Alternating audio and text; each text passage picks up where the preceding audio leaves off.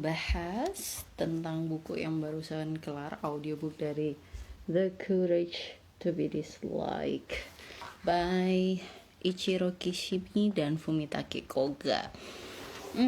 Ada beberapa pertanyaan juga dari teman-teman yang tadi udah submit di kolom question. Seperti biasa, ini bakal ngomong tentang what I love, what I like to challenge, dan what else yang lain. Jujur pertama kali denger audiobook ini adalah buku pertama, dan ini pinjem di perpustakaan, jadi perpustakaan di Leeds. Terus habis itu dia ini adalah salah satu yang bisa langsung bisa langsung dipinjam begitu. Kemudian ini tulisannya kan international bestseller, 3 million copies sold. Ketika awalnya sih skeptis ya, maksudnya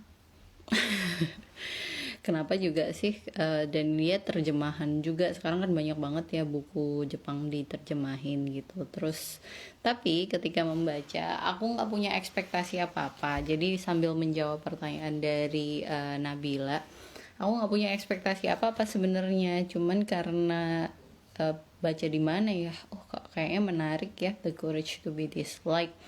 Kok banyak yang list di Goodreads, terus habis itu rata-rata oke gitu reviewnya. Aku tapi nggak baca sama sekali reviewnya, kayak yang cuman sekali lihat aja, bintangnya banyak gitu. Terus habis itu ketika cek di Leeds Library, di perpustakaan di sini yang ada hanya bentuk audiobook, akhirnya memutuskan untuk oke deh, coba deh audiobook, emang bisa nancep nggak ya kira-kira. Ternyata ini aku paham kenapa dia disarankan juga oleh library sebagai audiobook untuk dicoba, karena format dari bukunya sendiri itu percakapan gitu. Jadi benar-benar percakapan antara filsuf dan seorang anak muda gitu, membicarakan tentang psikologi, tentang teleologi gitu. Teleologi namanya itu, perspektif dari Alfred Adler, salah satu dalam tanda kutip bapak psikologi kontemporer gitu. Tapi karena dalam bentuk percakapan, enak banget, itu yang aku suka.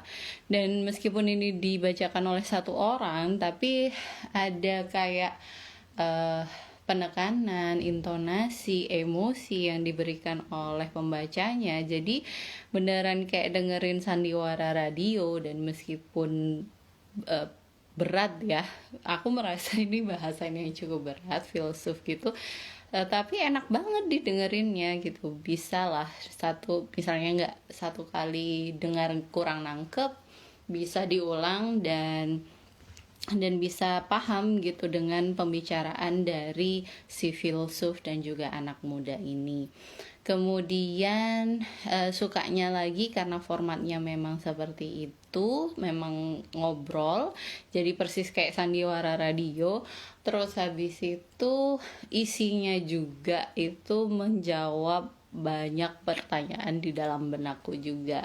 Jadi tentang bagaimana kita memandang hidup itu sebenarnya apa, ngapain sih kita tuh hidup, sampai pertanyaan yang macam itu pun muncul gitu. Dan si penulisnya sendiri, si Koga ini juga sudah bilang di afterwards, di belakang sendiri dia bilang bahwa ini real sih, ini benar-benar percakapan antara kalau yang si Kishimi ini yang adalah dosen psikologi gitu ya.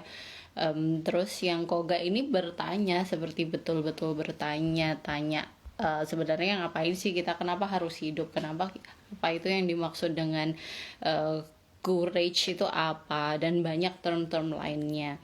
Kalau misalnya teman-teman tertarik dengan psikologi, maka ini menarik banget. Kalau misalnya teman-teman dalam persimpangan hidup gitu ya kira-kira, dan pengen tahu perspektif baru tentang melihat happiness, terus habis itu mental well-being, buku ini cocok banget. Terus habis itu pertanyaan lain, oh tadi sudah menjawab pertanyaan Nabila ya. Jadi yang aku nggak kasih ekspektasi apa-apa. Dan apakah ekspektasinya fulfill? Ya karena nggak ada ekspektasi ya sudah. Jadi malah seneng banget baca bukunya, emang bukunya asik. Terus bukan baca bukunya, dengar bukunya jadinya asik. Terus yang kedua pertanyaan dari Grace, bahwa Grace tadi tanya ada bedanya nggak rasanya kalau audiobook sama baca buku asli. Setelah aku sampai di tengah-tengah, aku tetap lihat sih, karena di Kindle ini termasuk yang free gitu kan, kalau udah subscribe Kindle Unlimited. Terus habis itu aku lihat gitu, jujur aku malah untuk buku ini aku malah prefer audiobooknya dibanding tulisannya gitu. Tulisan kayak cuman physical book itu kayak cuman buat cross check bener nggak sih gitu. Kadang kan telinga kita agak siwer ya, jadi apa bener ya yang ku denger tadi kayak gini gitu. Dan karena memang ini audiobook, aku niatkan ketika ada sesuatu yang menarik aku coba catat gitu langsung di HP. Aku kebetulan pakai Mindly app biar lebih gampang karena dia bentuknya radial gitu, bentuknya mind mapping, dan itu membantu banget. Jadi aku bisa ngecekin, oh iya bab 1 tadi ceritanya kayak gini, bener ternyata gini, karena berhubungan terus. Jadi si filsuf di dalam buku ini tuh penjelasannya itu kayak runut gitu. Itu dilihat lagi, diterangin lagi apa yang tadi di bab 1 gini, coba kamu kaitkan dengan ini gitu. Jadi menarik sekali dan aku prefer audiobooknya karena format dialognya itu tadi. Terus pertanyaan terakhir dari Alphonse, ada nggak hubungannya atau apa bedanya sama The Art of, apa sih bukunya Mark Manson tuh yang tadi, aku nggak, HP ku lagi mati. Jadi ada nggak hubungannya The Art of Giving Fuck ya kalau nggak salah ya. Jujur aku belum baca bukunya Alphonse, jadi aku nggak bisa kasih review apakah ini ada hubungannya atau ada irisannya atau apalah gitu mirip-miripnya, aku nggak tahu. Tapi kalau dikaitkan dengan bagaimana perspektif kita dalam memandang hidup, bisa jadi ini beda deh, karena ini dari sisi psikologi gitu, jadi kayaknya beda deh gitu. Oh iya, what I love to challenge, mungkin kalau boleh challenge mungkin translasi kali ya. Aku nggak yakin bahwa ada beberapa part itu yang kayak, mungkin karena ini diterjemahkan dari bahasa Jepang, jadi agak-agak kayak kurang pas gitu loh ketika didengarkan. Jadi kayak nggak koheren gitu antar satu dan yang lainnya. Tapi minor banget sih, nggak banyak, dan overall masih enak banget buat didengarkan. Dan kalau mau dibaca juga kayaknya sih seru aja karena it's simply like a scene kayak sandiwara gitu. Jadi karena dialog gitu dan mudah dipahami, dan aku suka karena si anak mudanya ini bener-bener mewakili apa yang ada di pikiranku. Kok bisa sih mikir kayak gitu, filsufnya kenapa kok kayak gini. Jadi pertanyaan-pertanyaan yang mungkin kita dalam kehidupan nyata kita akan takut tanya sama bapak guru, ibu guru kita atau orang yang lebih tahu, tapi di buku ini tuh semua pertanyaan tuh kayak dibedah aja, dilemparin aja ke si filsufnya. Aku tahu bahwa ada sequelnya, Courage to be Happy, dan aku rasanya karena tahu formatnya juga akan sama dialog, aku penasaran juga pengen denger audiobooknya.